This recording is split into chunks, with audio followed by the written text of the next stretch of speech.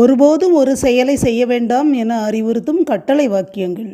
Imperative sentences. Never speak to me like that again. ஒருபோதும் மீண்டும் இதுபோல் என்னுடன் பேசவே வேண்டாம். இந்த சென்டென்ஸை டோன்ட் யூஸ் பண்ணியும் பேசலாம்.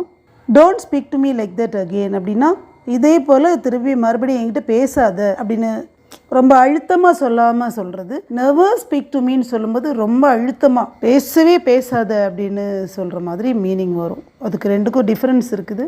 Never come again in front of me. ஒருபோதும் என் கண்முன் திரும்ப வரவே வேண்டாம். Never trust him. ஒருபோதும் அவனை நம்பவே வேண்டாம். Never disturb me again. ஒருபோதும் மீண்டும் என்னை தொந்தரவு செய்யவே வேண்டாம். Never come late again.